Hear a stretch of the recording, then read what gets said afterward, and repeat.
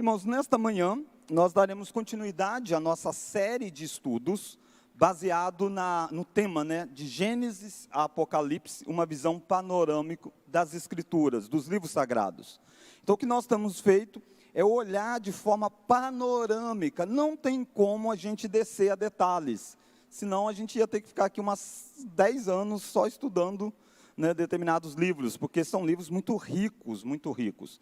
Nós temos feito uma visão panorâmica, para que você olhe para o livro todo, você diga, Êxodo fala isso, Gênesis fala isso, como que ele se relaciona. Muitas vezes você vai ver que a gente nem lê muitos livros, porque o objetivo é que você tenha as informações, para que quando você for ler, você possa entender o todo. Hoje nós chegamos então na aula sobre Levítico. O nome do livro, esse nome, Levítico, ele tem um significado. Os nomes dos livros bíblicos, eles têm significados.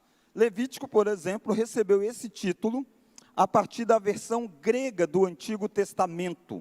Essa versão grega do Antigo Testamento foi um período em que foram traduzidos os livros do Antigo Testamento. O Antigo Testamento foi escrito em hebraico, boa parte dele. Uma pequena parte em aramaico, mas bem pequeno, boa parte em hebraico, ao ponto da gente até mesmo generalizar, dizendo o Antigo Testamento foi escrito em hebraico, até porque o aramaico é meio que um desdobrar dessa língua, é muito próximo ao alfabeto e tudo mais. Então, o Antigo Testamento ele foi escrito em hebraico, só que houve uma tradução desses livros para o grego. Essa tradução ficou conhecida como Septuaginta. Quando Jesus veio, os apóstolos, já existia essa tradução da Septuaginta, é uma tradução bem antiga. E o nome na tradução, então, da Septuaginta é o nome de Levítico, que significa concernente aos levitas. Então, se você fosse olhar o livro no Antigo Testamento, no livro dos judeus, você não vai encontrar o título Levítico. Esse título é um título da tradução feita posteriormente, então não é Moisés, não é um título inspirado, mas é uma tradução, e aí a tradução da Septuaginta traduz como Levítico, porque são coisas concernentes aos levitas. Porque, de fato, o livro dos Levíticos vai lidar muito com os levitas. Não é só com os levitas, mas muita coisa está relacionada com os levitas. Daí a Septuaginta nomear o livro como Levítico, concernente aos levitas. Mas na versão hebraica, que é a versão inspirada, o primeiro que foi escrito por Moisés, os livros sempre recebem um nome da primeira palavra do livro. Então, em Gênesis, no princípio, Bereshit, Êxodo, estes são os filhos de. Agora, em Levítico, abra lá Levítico capítulo 1. Então, Levítico capítulo 1, o título do livro é esta primeira palavra aí em Levítico. Olha aí como começa, vamos ler? Chamou o Senhor a Moisés da tenda da congregação e lhe disse. Então, no hebraico, você tem uma conjunção e chamou. Está unindo. Você deve lembrar que os 5 primeiros livros, chamados de Pentateuco, ele é como se fosse um livro em 5 volumes. Volume 1, volume 2, volume 3, volume 4, volume 5. Gênesis, Êxodo, Levítico, Números e Deuteronômio. Muitas vezes você vai ver, inclusive, esse E interligando. Então, como se tivesse terminado o Êxodo, e chamou. Deus vai chamar Moisés da tenda da congregação e vai anunciar. Então, o livro de Levítico é um livro que tem como título e chamou. Deus chamou através da sua voz e disse o que era necessário para esta fase da história em que eles estão inseridos. No livro de Levítico, você vai encontrar 2 grandes temas no livro de Levítico. Vamos ler comigo? Levítico.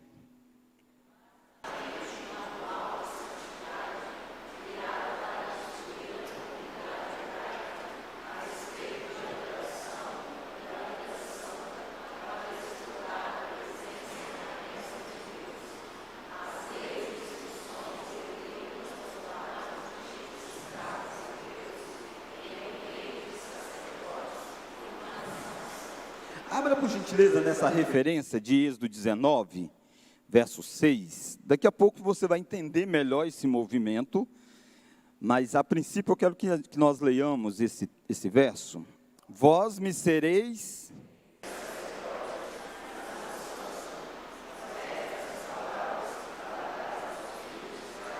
Então Deus está tirando o povo do Egito, o povo está caminhando para a terra prometida, e Deus então diz para eles que Deus vai transformá-los em um reino de sacerdote e uma nação santa.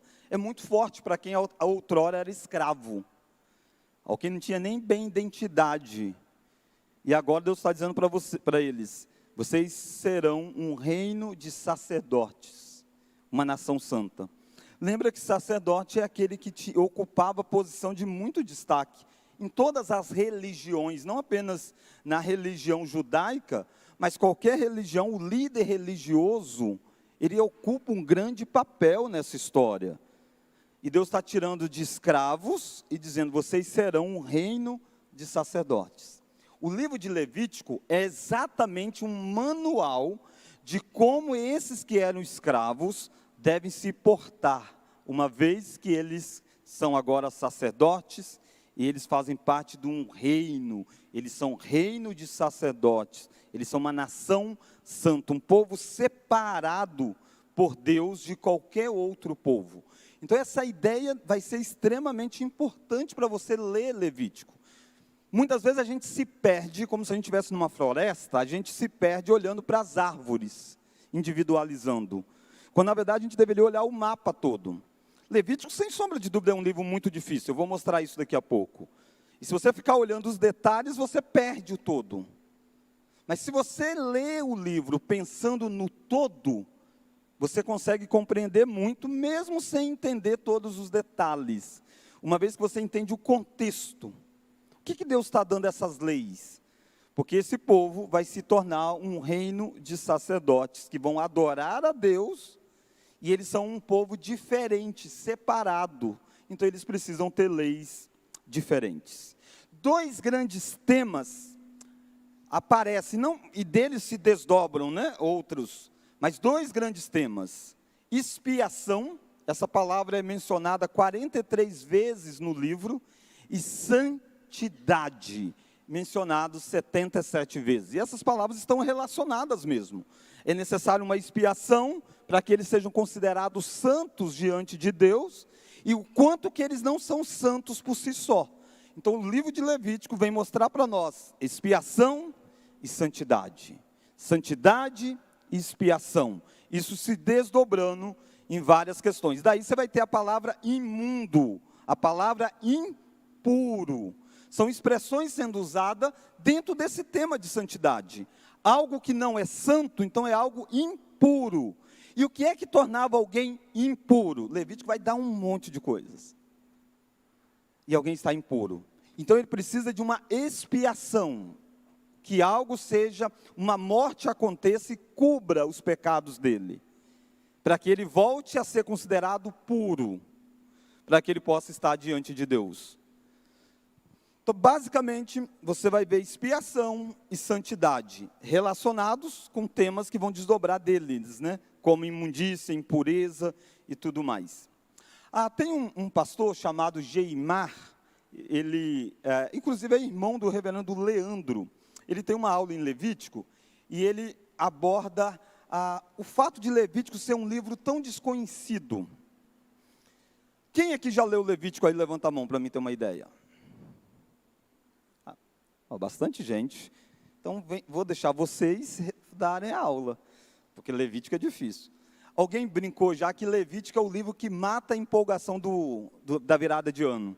Um indivíduo diz, eu vou ler a Bíblia o ano todo. Aí ele lê Gênesis, lê Êxodo, aí chega Levítico, ele começa e para, Porque é lei sobre isso, lei sobre aquilo e aquilo outro. Então é um livro desconhecido muitas vezes. Poucas pessoas leram ele todo. Muitas pessoas leem João, leem Salmo, leem Êxodo, Gênesis.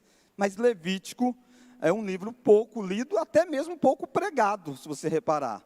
Poucas vezes é pregado o livro de Levítico. Há algumas razões pelo desconhecimento desse livro, porque a gente não consegue assimilar tanta coisa no início desse livro. Não é tão fácil lê-lo.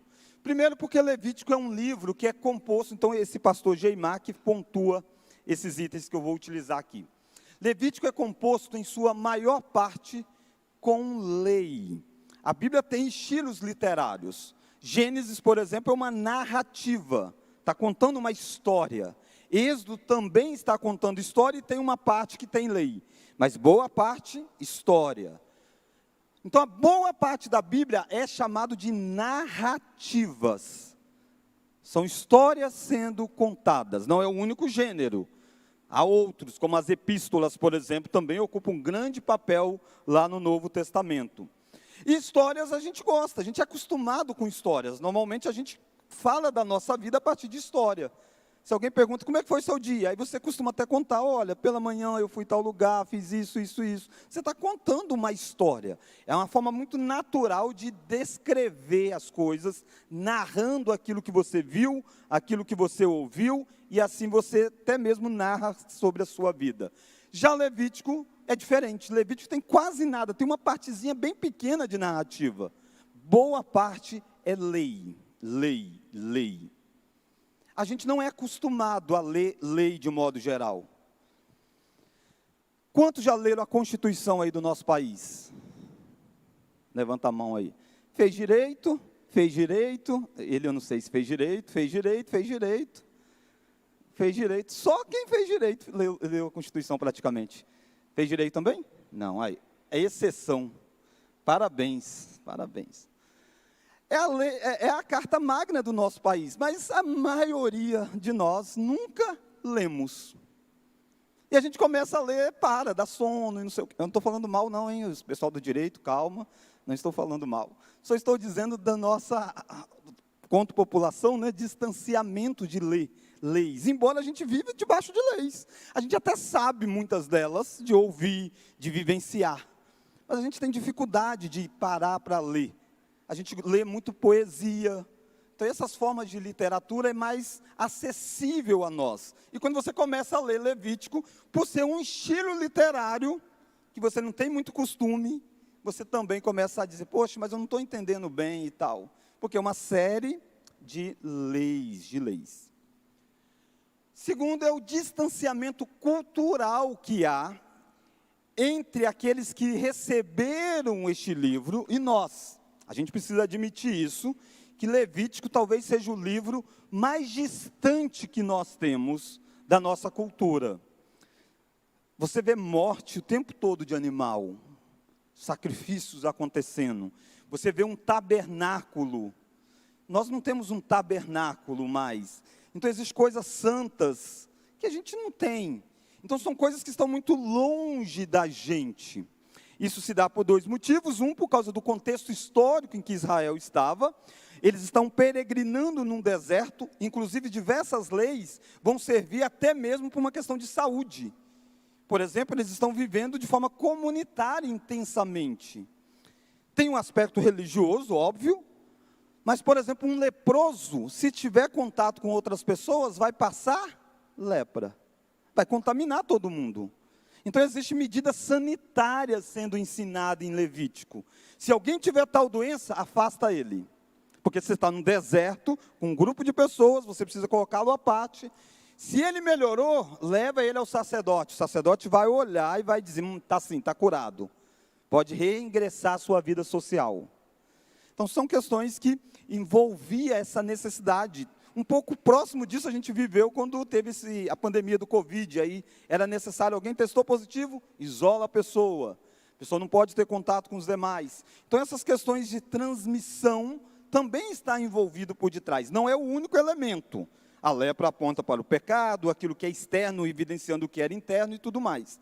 Mas também tem esse elemento de transição de uma jornada para outra vivendo comunitário. Inclusive, algumas leis alimentícias também tinham a ver para esse contexto. Então, nós estamos distante disso. Mas, principalmente, o nosso distanciamento de Levítico é por causa da obra de Cristo. Levítico é chamado do livro onde as leis cerimoniais estão descritas. Quando a gente fala de leis na Bíblia, a gente deve dividir essas leis em 3 grupos. Lei moral, sintetizada nos 10 mandamentos, não terás outros deuses, não faça imagem de escultura, não roubarás, e por aí vai, que você já conhece bem. São os 10 mandamentos, são as chamadas leis morais. Estas leis, Cristo não invalidou. Elas estão em vigor hoje, continua sendo pecado do mesmo jeito. Existiam as leis civis, porque Israel vai ser um país, e eles precisam demandar questões jurídicas. Se um boi de alguém caiu no buraco que um indivíduo fez lá na terra, o que acontece? Então, tem uma lei sobre isso, tratando das questões civis. E existem as leis cerimoniais, que eram as leis relacionadas com o tabernáculo, que depois vai se transformar o templo, e aí com o culto, tudo que acontecia no culto, nos sacrifícios. Levítico, principalmente, está cheio de leis cerimoniais. E essas leis cerimoniais deixam de ter valor na obra de Cristo, porque as leis cerimoniais apontam para Cristo. A lei cerimonial é como se fosse uma forma pedagógica de ensinar uma criança. Deus está fazendo um progresso da sua revelação. Deus não chegou e disse tudo da primeira vez. Deus foi falando aos poucos ao povo e até mesmo com linguagem diferente. Levítico, Deus quer deixar muito claro, vocês são pecadores. Em quê? Ele começa a mostrar, desde fluidos do corpo, até coisas que você toca. Isso contamina quem você é. Então tem leis dizendo, olha, veja claramente o quanto você é pecador. Veja a necessidade de um sangue sendo derramado. Tem que ter oferta disso, daquilo e daquilo outro. A gente vai olhar um pouquinho mais à frente. E veja então, diante dessas 2 realidades, que você é pecador e que você precisa de uma expiação, de um sangue, Cristo é essa grande expiação que veio para tirar os nossos pecados. Hoje eu e você deveríamos entender que nós somos pecadores em tudo que nós fazemos. Não precisa mais dizer, se você encostou em algo, você está contaminado. Você já tem essa consciência. Mas você tem a consciência de que você não está mais na condição de contaminado, porque já aconteceu um sacrifício. Você não vai ter que oferecer um novo. Já aconteceu o sacrifício, que foi o sangue de Cristo. Então, ler Levítico, sem entender o que nós chamamos de história da redenção, vai deixar você confuso. Porque você vai ver um monte de leis, você diz, eu preciso fazer isso? Você precisa passar pela obra de Cristo. Inclusive nas questões alimentares, quando Atos vai dizer para nós que aquilo que Deus purificou não é mais considerado impuro. Pedro vai ter essa visão. Porque o que separava dentre várias leis, o judeu, o povo de Deus, do gentil, estava inclusive naquilo que eles comiam. Tinha comida que era típico de gentil, carne de porco. Judeu não. Judeu não come isso, não come aquilo outro. É uma nação santa, diferente.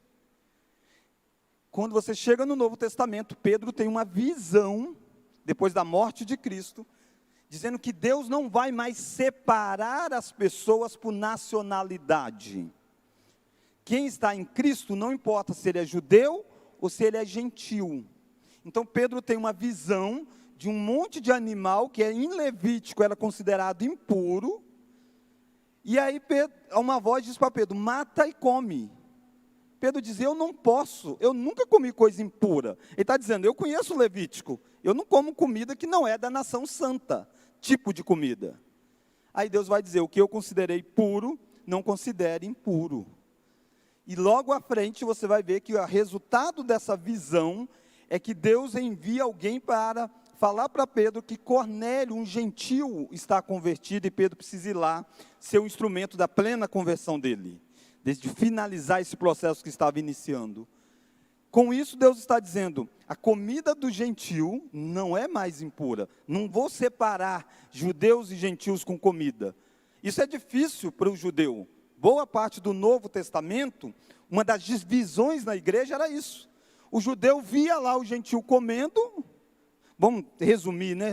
Como se comesse uma carne de porco, por exemplo. Não é só carne de porco, tem vários tipos de alimentos. Eu só estou reduzindo para a gente entender melhor, né? Carne de porco, por exemplo, E aí o indivíduo dizia, ele não pode, porque ele creu em Cristo, ele é nosso irmão. Aí diz, não, isso não tem nada a ver, isso era da lei cerimonial. E aí tem todo o debate sobre isso, em várias cartas, como a carta de Gálatas e tantas outras. Então Levítico é um livro que nós temos distanciamento cultural, por causa do lugar em que ele foi dado, a vida em que eles estavam vivendo, e por causa do momento da aliança que nós estamos. Levítico era como se fosse criancinha, você ensinando a criança, não pode isso, não pode aquilo. Ao adulto você diz, você sabe que você não pode. A linguagem mudou, a linguagem mudou. O que era sombra se torna realidade. Terceiro, esquecemos que Levítico faz parte de uma história maior. Então, quando nós isolamos o livro da história maior, dificilmente você vai se animar a ler Levítico. Porque como ele está distante, como ele parece que não tem validade, para que você vai então ler? Por que a gente não tira daí, pastor? Não, ele é palavra de Deus para nós, como era naqueles dias. O que muda é o entendimento que ele tinha. Qual que é o objetivo do livro? Esse é o objetivo que a gente precisa ir em busca dele, para a gente entender. Então essas três razões, naturalmente que há outras também que você poderia citar, mas essas três razões eu julguei oportuna também compartilhar com os irmãos. Então, agora o contrário, né? 5 razões por que conhecer Levítico é importante. Por que a gente não pode ignorar esse livro? Porque Levítico, vamos ler? Por quê?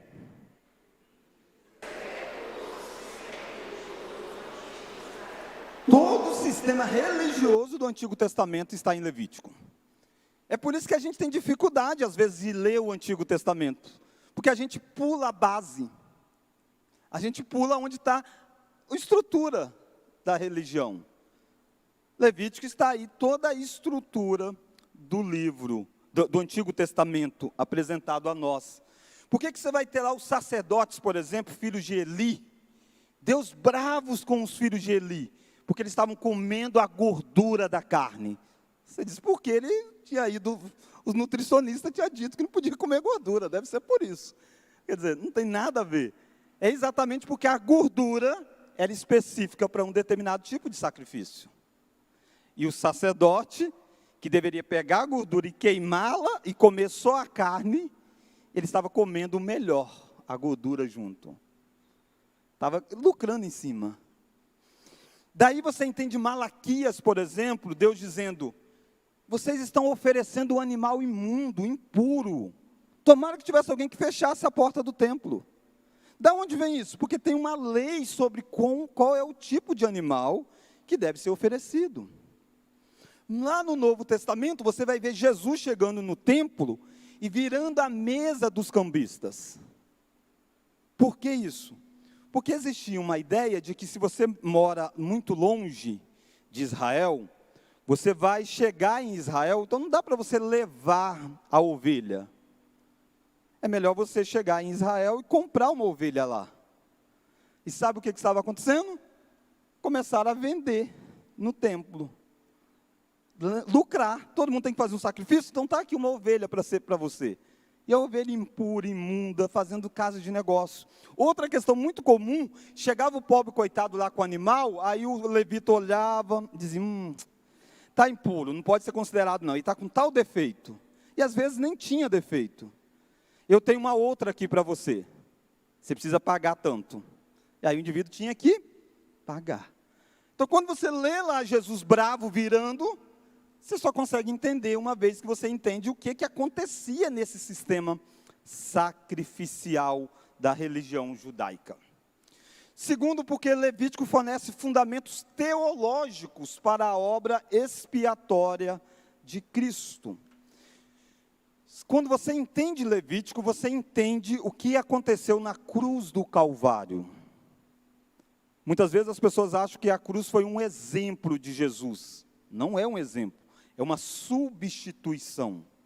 Por que era necessário um sangue ser derramado? As respostas para essas perguntas estão em Levítico. Hebreus vai exatamente ser o Levítico facilitado ou descortinado. Dizendo, lembra do sacerdote? tem um sacerdote melhor que é Jesus. Lembra dos sacrifícios? Tem um sacrifício melhor que é Jesus. Então, a superioridade de Cristo em relação àquilo que acontecia no Antigo Testamento. Onde você entende isso? O que acontecia? Lá em Levítico, é a principal base para isso. Só para você lembrar, o que eu estava dizendo assim, quando você chega lá e vê Jesus fazendo menção, tem um episódio da cura de um leproso. Jesus cura o leproso. Aí Jesus diz para ele assim, vai e mostra ao sacerdote, faz o sacrifício e depois volta. Jesus está remetendo a uma lei de Levítico. Tem uma lei em Levítico que diz, quando alguém está curado, vai ao sacerdote, faz o sacrifício pela sua cura e agora volta. É isso que Jesus está remetendo. Ele não cita a passagem, porque ele está falando para judeus. Quando você conhece a lei, você conhece o que Jesus está ordenando aquele homem a fazer. Terceiro, Levítico demonstra quão importante é a santidade para Deus. Nós vivemos uma época onde Deus é visto como amor, e Deus é amor também. Mas pouco se pensa em Deus como santo. Levítico é um livro escrito de um Deus que é santo. É amor e ele vai manifestar isso. Mas ele é santo, ele não vai abrir mão da sua santidade em nenhum minuto, porque ele é amor. Ele não pode ser profanado em nada as coisas dele. E esse é o mesmo Deus. Você vai encontrar no Novo Testamento a ordem dizendo, sede santos, porque eu sou santo. Remetendo a um texto lá do Antigo Testamento. Nós, se entendermos melhor Levítico, nós vamos passar a amar melhor a Cristo e odiar mais o pecado. Nós vamos perceber que o pecado é terrível. O pecado não é algo que a gente deve pecar tranquilamente, ele deve ser motivo de grande tristeza para nós. Mesmo que hoje nós temos a solução para ele, a obra de Cristo. E a gente deve entristecer, porque a gente não é santo, como nós deveríamos ser. Levítico, muito claro isso. Deus é santo. Aliás, essa expressão ser de santo, Deus é santo, está o tempo todo presente em Levíticos, em várias partes. Quarto, Levítico é um registro das palavras de Deus em discurso direto com Moisés. Volta lá em Levítico capítulo 1. Levítico é o livro ditado por Deus diretamente do Antigo Testamento, maior do que qualquer outro. Todos os livros são inspirados por Deus. Mas assim como você tem os 10 mandamentos e Deus não escreveu com o dedo lá, Levítico, boa parte dele é Deus falando, Moisés, faça isso. E pá, e começa a falar. E aí Moisés está escrevendo o que está ouvindo de Deus. Olha Levítico 1. Chamou o Senhor a Moisés e da tenda da congregação lhe disse. E aí começa. Fala se a sua oferta, é Deus dizendo. Essa expressão, o Senhor convocou Moisés e falou, a expressão o Senhor falou, tem 38 vezes no livro de Levítico. 18 vezes a expressão, o Senhor ordenou. Então é um discurso direto de Deus dado ao povo. E lembra que a Bíblia lá no Novo Testamento vai dizer que tudo o que outrora foi escrito para o nosso ensinamento, para a nossa edificação, para a nossa consolação. Levítico é um livro que foi escrito pensando ainda em nós.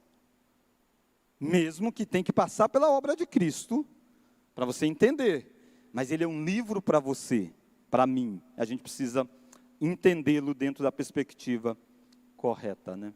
Quinto, o Novo Testamento alude frequentemente ao conteúdo de Levítico. O Novo Testamento cita Levítico várias vezes, para que nós possamos entender que ele é um livro que tem validade dentro da sua dinâmica. Como um dos grandes motivos para o mau entendimento do livro, esse final aqui, esquecer que Levítico faz parte de uma história maior, eu quero gastar um pouco de tempo dentro disso, para você entender o contexto dessa história. Quando você olha para a história bíblica, nós estamos em Levítico, terceiro livro, vem após Êxodo. O que a gente viu? Em Gênesis, de 1 a 11, você tem a história universal do mundo.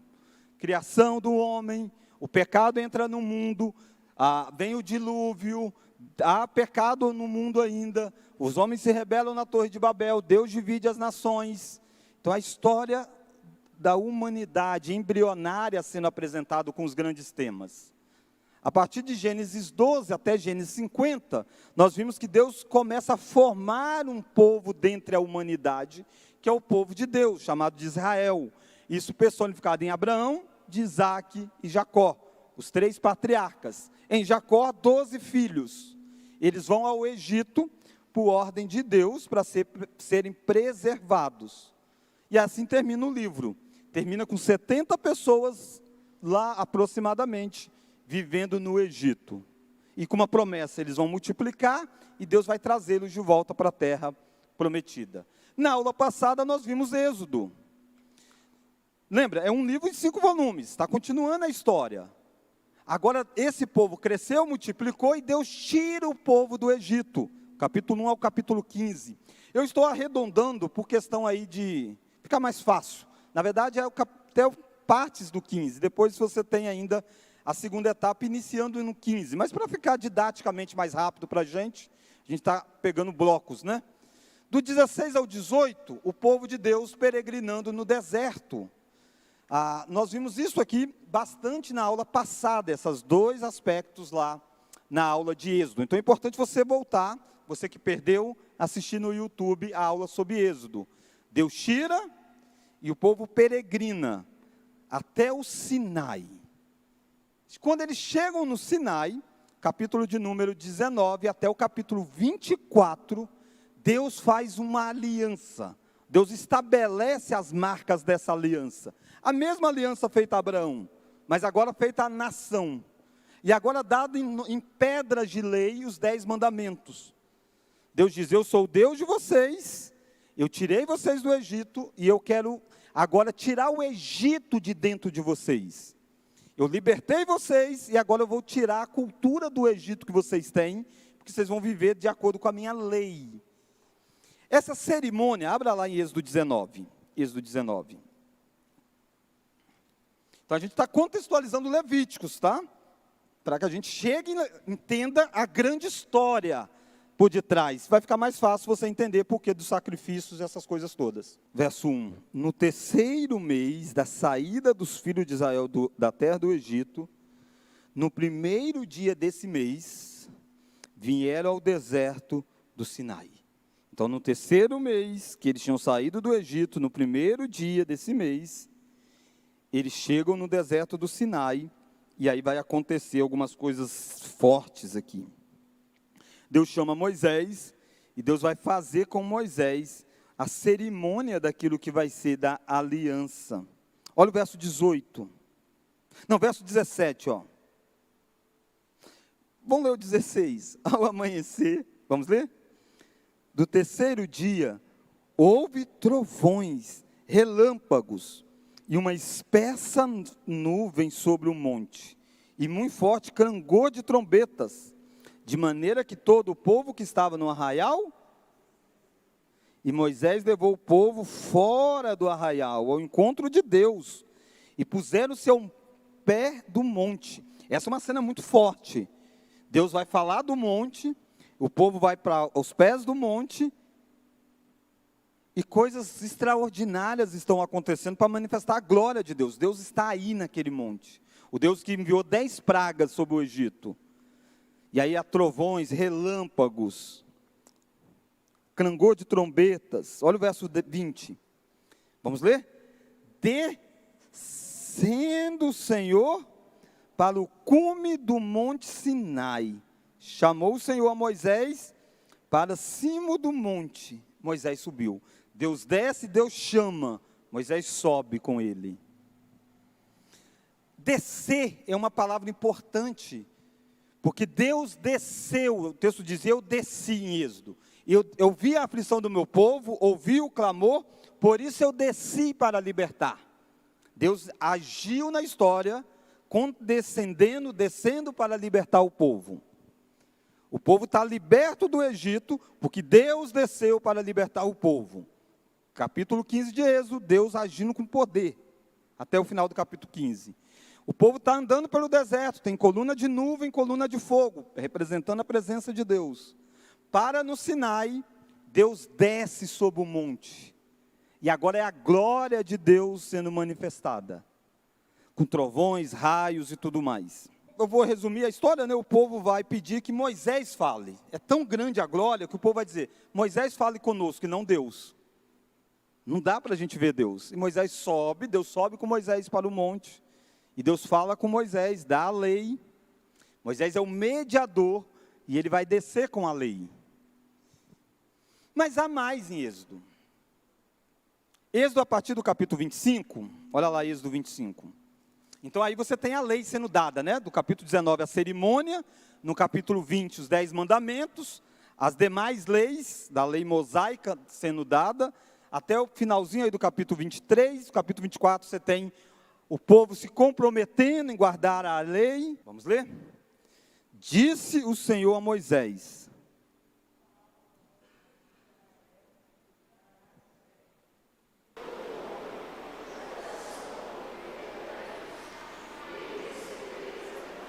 então ele pede oferta, e ele vai dizer para que é essa oferta?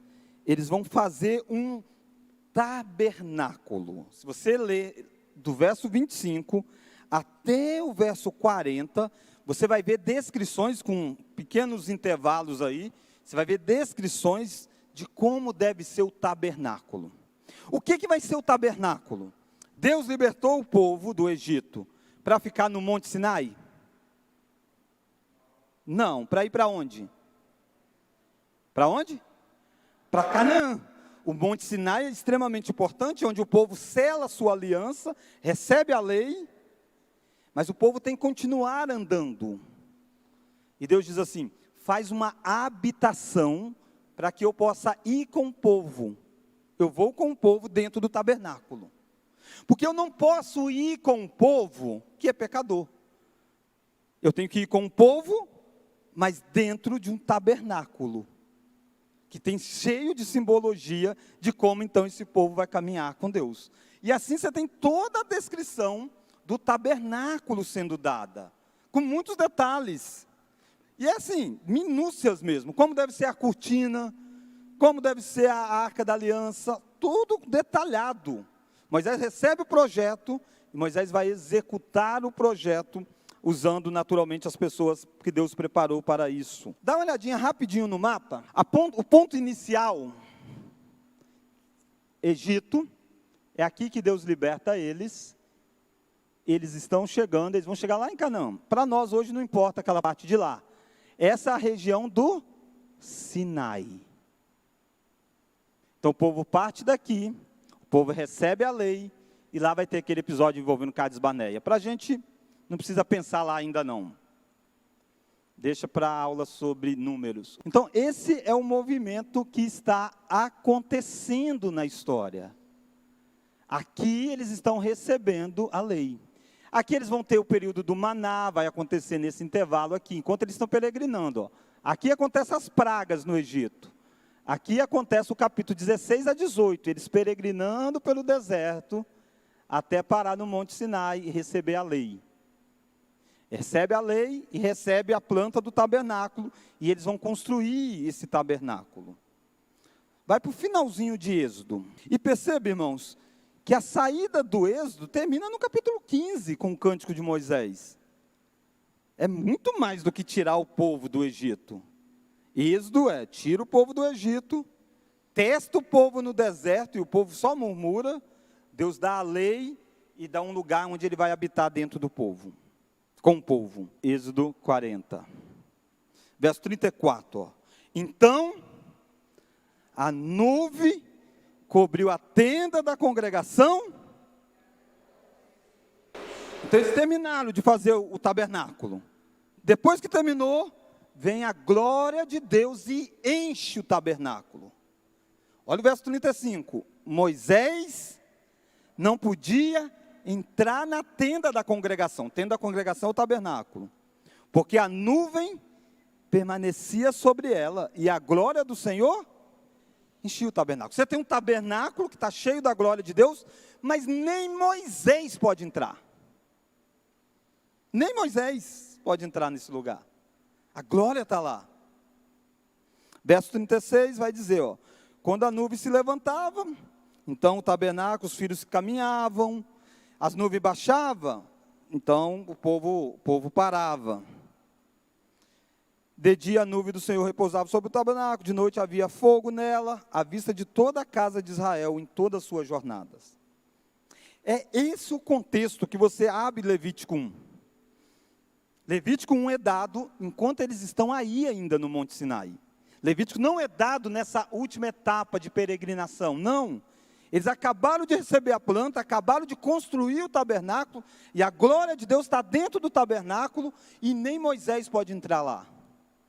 O que vai resolver isso? Para que serve esse tabernáculo? Como é que vão desmontar ele? Vão montar ele para andar e fazer a jornada?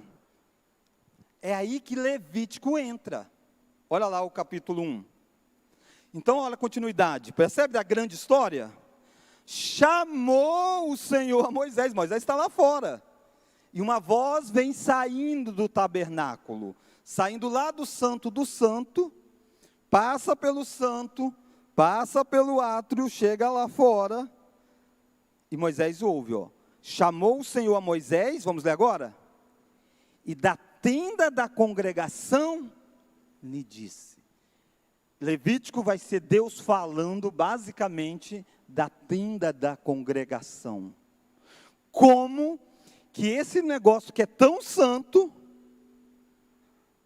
como é que isso vai ser essa peregrinação com vocês? Porque Deus é santo e o povo é pecador. Não dá para santidade e pecador andarem juntos. Se algo impuro encostar naquilo que é puro, torna aquilo impuro. Diante de Deus, a pessoa morre. Preste atenção nessa frase, tirada desse comentário, desse livro, muito interessante, uma pena que ele não está em português, até onde eu sei. Diz assim, ó, o livro do Êxodo termina com uma extensa descrição. Vamos ler?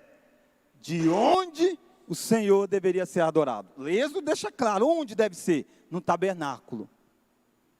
O livro de Levítico descreve como o Senhor deveria ser adorado. Um é onde, e agora o como. Através do sistema sacrificial.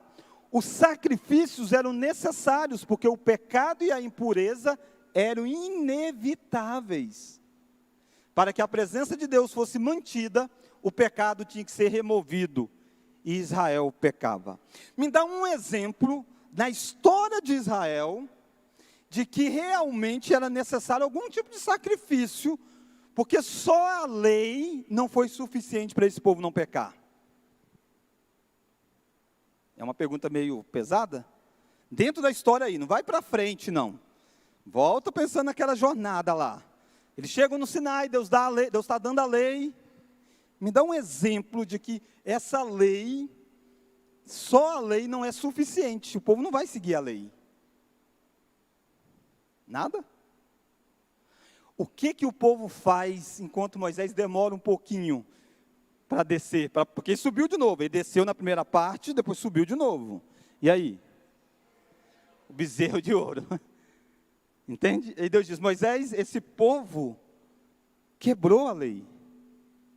Deus está disposto a destruir o povo. Aí Moisés fala, não, Senhor, risca o meu nome. Não destrói o povo, não me mata, se for para fazer isso. Moisés está mediando essa relação. Ele desce por ordem de Deus, disciplina o povo, há uma batalha, que a gente já viu isso em outros momentos.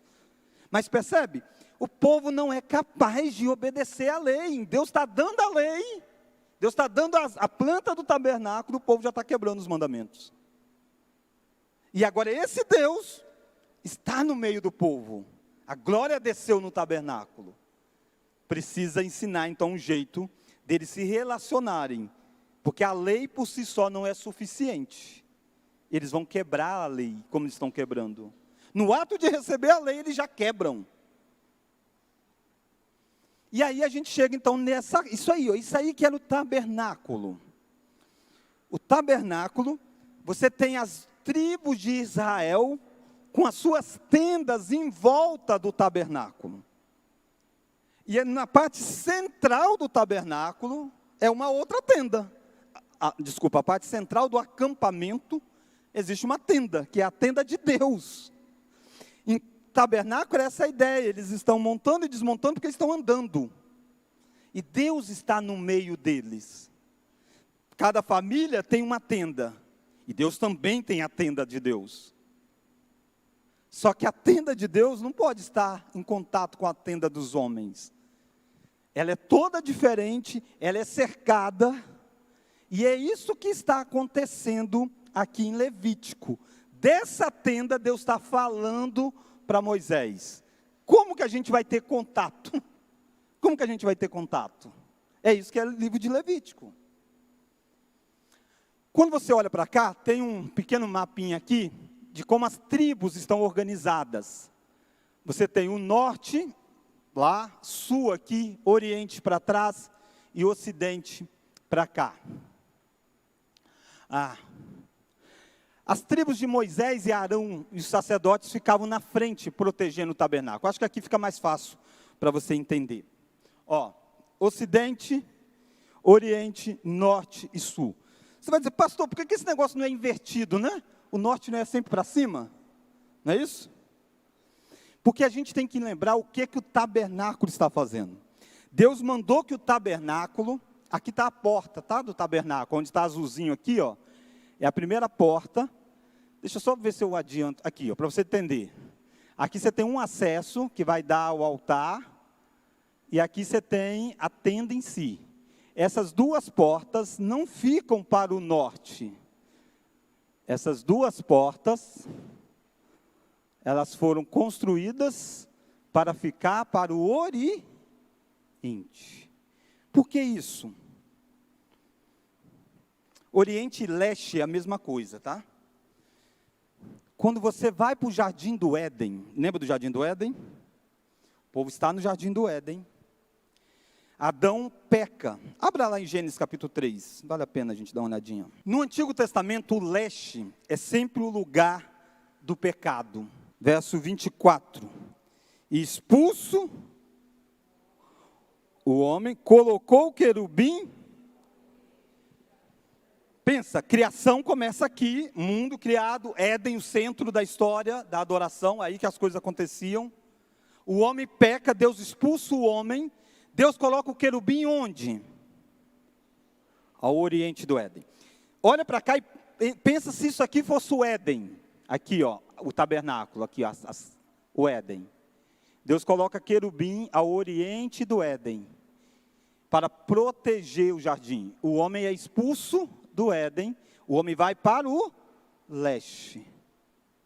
Ele não pode voltar. Se ele volta, ele tem querubins. É isso que Deus está fazendo no tabernáculo. O tabernáculo é aquilo que era o Éden. Tem lá imagens apontando para aquilo que era o Éden. Você tem várias coisas que lembram o Éden. Inclusive você tem querubins nas portas. Quem chegava estava vindo do leste para chegar no tabernáculo. Essa é a disposição do tabernáculo.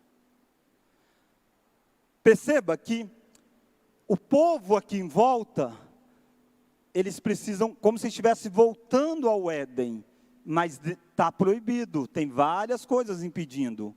O tabernáculo lembra disso. Dentre as várias imagens,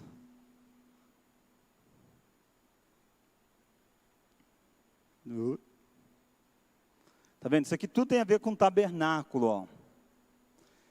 Você tem várias imagens apontando para a proteção em volta desse jardim, desse tabernáculo, que lembrava o jardim do Éden.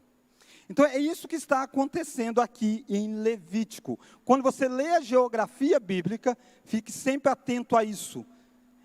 estão vindo do leste, porque eles foram lançados ao leste por causa do seu pecado, ao oriente, né? Beleza. Então deu para mais ou menos entender essa importância de Deus dar a ordem agora, de dentro do tabernáculo? Deu para entender ou não deu não? Oi? Ah, o livro é Levítico? Não é fácil. Entendi. Entendi. Levítico não é fácil. Quando você olha para o Pentateuco, os 5 primeiros livros, Levítico está exatamente no meio. Para o judeu, o livro mais importante é Levítico. É o livro que mais tem comentários no Talmud, é Levítico. Gênesis termina basicamente com a bênção que Jacó faz. Deuteronômio termina basicamente com a bênção que Moisés faz. Nos dois tem o finalzinho do registro da morte de José e de cada morte de Moisés. Mas é como se fechasse o mesmo livro. E no meio você tem a grande história. Êxodo tem a libertação, Números tem a peregrinação. E Levítico tem o ponto ápice de Deus habitando no meio do povo e ensinando como isso vai acontecer. O livro de Levítico, ele então vai ser estruturado dentro disso aqui. Capítulos 1 a 7, sacrifícios. Sacrifício para tudo. Vai ter 5 tipos de sacrifícios. Capítulo 8 a 10 vai dizer daqueles que vão oficializar o sacrifício. Lembra, Deus está dentro do tabernáculo e Deus está dizendo para Moisés, Moisés, faça o sacrifício tal, se alguém cometer tal coisa, faça o sacrifício tal, haverá o sacrifício do holocausto, o sacrifício disso, disso, disso. Quem vai oficializar esses sacrifícios? Os sacerdotes. Eles são da tribo de Levi. A tribo de Levi vai cuidar, quem cuida do tabernáculo é a tribo de Levi. Você tem do capítulo 11 ao capítulo 15, leis sobre purificação. O corpo, a comida, uma série de coisas. No capítulo 16, você tem o ponto central do livro. Assim como Gênesis tem lá a descendência, as partes centrais mais importantes. No Êxodo 16, em Levítico 16, você tem o chamado dia da expiação. Uma vez no ano, haveria um dia especial, que é chamado do dia da expiação. Nesse dia, Israel iria sacrificar em nome da comunidade. Enquanto você volta aí um pouquinho, olha para cá, ó, tá vendo? Aqui era onde aconteciam os sacrifícios, nessa área aqui, ó, no átrio do tabernáculo. Nessa porta do canto, o levita chegava, pegava o sacrifício, levava aqui, e dependendo do sacrifício, ele oferecia tudo, dependendo, ele oferecia partes, e derramava o sangue em determinado dia, lá dentro, no dia da propiciação, no dia lá de Levítico 16, uma vez no ano, o sumo sacerdote entrava lá dentro, e derramava sobre a arca da aliança, o sangue, representando isso aqui. Olha a rampa que eles faziam com o animal para oferecê-lo em holocausto, né? Nesse dia, no dia da expiação, capítulo 16, depois você lê esse capítulo, tinha 2 bodes, deveriam separar 2. Ia lançar sorte para saber qual dos 2 teria determinados destinos. Um deles, então, a pessoa ia colocar a mão sobre a cabeça dele, e aí, como se estivesse transferindo o pecado para o bode, e sacrificaria esse animal. O sacerdote se oficializaria naquele altar do sacrifício. O segundo bode colocava a mão sobre ele, e soltava ele para o deserto, em direção a quê? Ao leste. Não tem a porta do tabernáculo? Um entra e o outro é lançado de volta ao deserto. Mas não para ficar aí com o povo, ao deserto mesmo. Os dois estão sendo oferecidos a Deus, de certa forma, mas um em forma de sacrifício. O outro é o pecado sendo retirado e levado para o lugar do pecado, para o leste. Pensa no tabernáculo como uma maquete do Éden. Por causa de um sacrifício acontecendo, o povo está sendo aceito diante de Deus. Outros pecados estão sendo levados para fora. Jesus, quando vai morrer, morre onde? Fora da cidade. Uma série de fatores que não dá tempo da gente entrar em tudo. Presbítero Farley. Pergunta fácil porque é levítico, presbítero. É verdade, Quanto né? tempo? Em relação aos sacrifícios, né? Ela é comumente através dos animais, né? Mas também Tinha diferença. tinha diferença Aqui, com relação ao corpo, né? Isso. Olha 5 tipos de sacrifícios. Pastor, agora como é que é essa divisão? Como é que se estabelecia que era com animais ou com o próprio corpo? Ah, não, com o corpo não. É sempre para o animal ou por manjares. Os holocaustos, assim, que existia, né, fica batendo no próprio corpo. Não, Deus, isso aí Deus nunca pediu isso. Não é, não, né? Não. Não, perfeito. Não. Então eu queria que você tentasse explicar Não, isso pra Deus gente. nunca pediu isso não. A diferença que tem é tipo assim, deixa eu mostrar aqui os tipos, que acho que aí fica melhor. O sistema sacrificial, né, de modo geral, você tem 5 ofertas. Holocaustos, oferta de manjares, ofertas pacíficas, e aqui você tem as outras 2, ofertas pelo pecado e oferta pela culpa. Irmãos, não dá para a gente entrar todo em detalhe, você também não precisa decorar tudo, lembra? É difícil mesmo. É para você entender por que tem, quais são os tipos, tá bom? Holocausto. Que oferta era essa? Era oferecido um macho sem defeito. Animal segundo as posses. Deveria ser um cordeiro e tal, mas se alguém não tinha condição, poderia oferecer uma ave. Mas era um animal sem defeito. Quando que isso deveria acontecer? Era pela propiciação pelo pecado em geral. Demonstra dedicação. Pegava esse animal, lembra lá do altar? Lembra do altar? Que estava no início do tabernáculo? Era queimado tudo do animal. Quando você vê a oferta de holocausto, é porque era queimado tudo. Queimava tudo. Oferecido a Deus. Isso está em Levítico 1, por exemplo, você encontra esse holocausto. Oferta de manjares. Eram ofertas feitas por bolos asmos, ou cereais com sal. É por isso que quando você falou de animal, eu tinha pensado nessa aqui, presbítero. Existia uma outra oferta que não tinha uma morte de um animal. Era de um bolo que você fazia, ou de cereais você levava. Essa oferta era gratidão pelos primeiros frutos. Você colheu os primeiros frutos, você deveria levar uma porção de gratidão. Essa porção era entregue ao sacerdote, o sacerdote queimava um pouquinho dela, ou um pouquinho do pão, ele queimava lá no altar. Estava oferecendo a Deus. Era uma porção simbólica, mas não queimava tudo, queimava uma parte. A outra parte era comida pelo sacerdote. E aqui não é pecado não, Deus está dizendo isso, está lá em Levítico. Aliás, os levitas, eles não vão ter o que em Israel? O que eles não vão ter em Israel? Terra.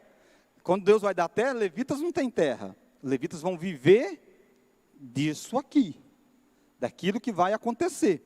O sacrifício era dado, o levita oferecia a Deus e ele comia, o sacerdote comia dessa porção. Isso tudo é normatizado pela lei de Deus. Tem alguma coisa de levita, você pode trazer para hoje. Você pode fazer um bolo, dedicar a Deus e chamar o pastor e comer, comer com o pastor. Pode. Desde aquela época, podia dividir comida com o pastor, coisa benção. Daqui a pouco alguém corta esse negócio na internet e diz, ó, o pastor explorando a fé dos outros para comer de graça. Volta lá, ó. Ofertas pacíficas. Essas ofertas pacíficas, elas tinham 3 divisões: gratidão, cumprimento de voto e voluntária. Poderia ser um macho ou fêmea sem defeito. Percebe a diferença? No holocausto, só um macho. Nessa oferta pacífica, um macho ou fêmea, sem defeito segundo as posses. voluntárias, naquele último quadro lá do terceiro, quando era uma oferta voluntária, não tinha acontecido nada, ele está só como gratidão, entregando alguma coisa do nada, podia ter pequenos defeitos. É especificado isso numa lei própria lá de Levítico. Como que se dava isso? Era para a bênção inesperada, cumprir um voto sob essa condição e por ação de graça em geral. Então, gratidão, bênção inesperada, você dava uma oferta de gratidão. Você tinha feito um voto, você cumpriu o voto. E você tinha, então, uma ação de graça geral, dessa forma. Como é que era feito isso? Era retirado do animal a gordura. E algumas partes específicas do animal era queimada naquele altar que nós vimos. E a outra parte era partilhada em uma refeição de comunhão pelo sacerdote e pelo ofertante. Então o sacerdote ia comer com você daquela comida que você está trazendo em sacrifício a Deus, o animal, a gordura oferecida ao Senhor. A gordura era a melhor parte, tá? Então, para quem hoje não gosta de gordura, vai dizer, está dando ruim para Deus. Não, porque a gordura era descrita como algo mais valioso, algo precioso. E aí você tem as referências, tá? Onde você encontra isso. Oferta pelo pecado. Era uma oferta que aí tinha diferentes níveis. O sacerdote ou a congregação tinha que dar um novilho. O rei, um bode. E indivíduos podiam dar cabra.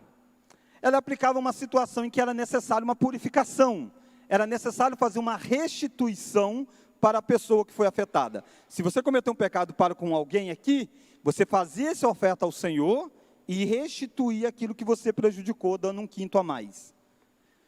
Gorduras e também as partes da comida era do sacerdote. O sacerdote comia e a outra parte, a gordura oferecida a Deus. Oferta pela culpa, carneiro sem defeito. As relações são muito parecidas pelo pecado e pela culpa. Basicamente o que diferencia é um sacerdote, que nada culpa tem que ser exatamente um carneiro. Mas também gordura de um lado e comida pelo sacerdote. Percebe? Todo o sistema sacrificial está sendo detalhado. Por que isso?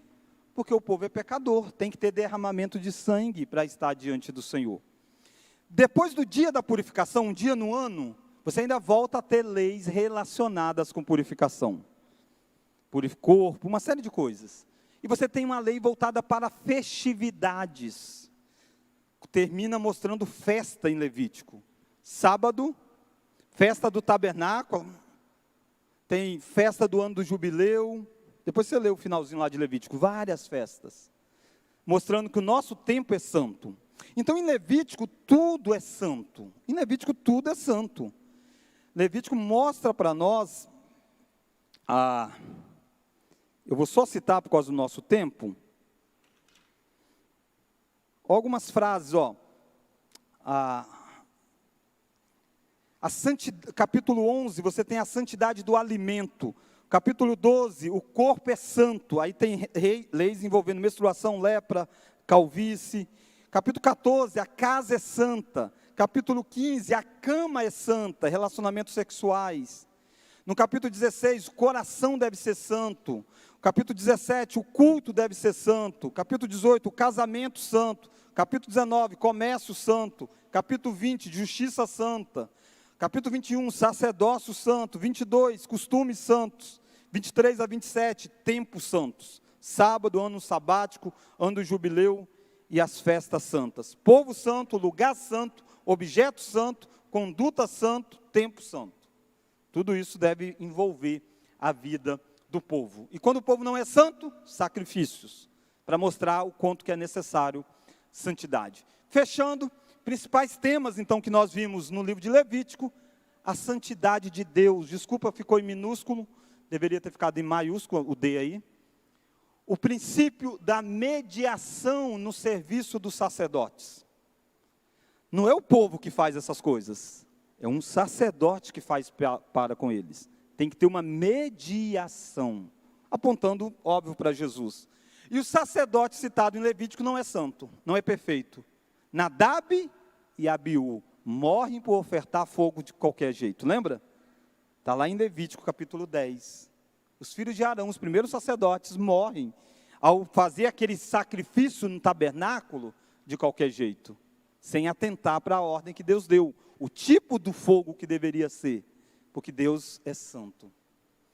A pureza do povo da aliança, esse povo precisa ser puro, Deus está trabalhando isso com eles.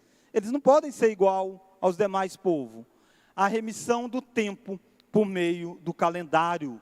O nosso tempo tem que ser celebrado diante de Deus. Temos que parar para santificar o Senhor. Temos que ter meses em que nós temos esse tipo de relacionamentos e tudo mais. E o princípio da substituição. Os sacrifícios, irmãos, não era dado de qualquer jeito. A maior parte deles, o indivíduo chegava e botava a mão sobre a cabeça do animal, orando, e aí entregava o animal para ser sacrificado.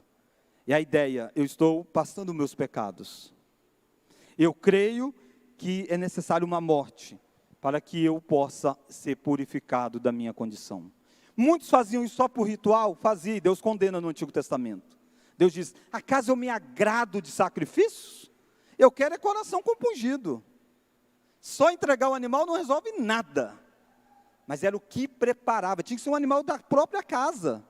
Ele pensava, ele via o animal, ele dava o melhor, colocava a mão e estava sendo instruído. Assim como na cruz do Calvário foi colocado em Cristo os nossos pecados. E por isso nós fomos reconciliados. Irmãos, obrigado pela paciência de vocês. Levítico está aí. Um livro extremamente importante. Você não precisa ler os detalhes, entender cada lei. Você precisa entender o todo dele, que é fundamental para você. Não vale mais nenhum sacrifício dele, porque o maior sacrifício foi feito com Cristo Jesus. Vamos orar? Oh Deus, obrigado, porque uma vez expulsos da tua presença, no nosso representante Adão, o Senhor proveu meios para que nós pudéssemos retornar. Inicialmente, através de símbolo do grande sacrifício que aconteceria, que é Cristo Jesus. Obrigado, Deus, porque hoje, aquele que habitava no tabernáculo, habita dentro de nós. Porque o sacrifício de Cristo abriu esse livre acesso. Nós temos o Santo Espírito do Senhor habitando dentro de nós. E o Senhor nos chama de santos. Nós somos a morada do Senhor. Deus, quão terrível é o pecado na nossa vida.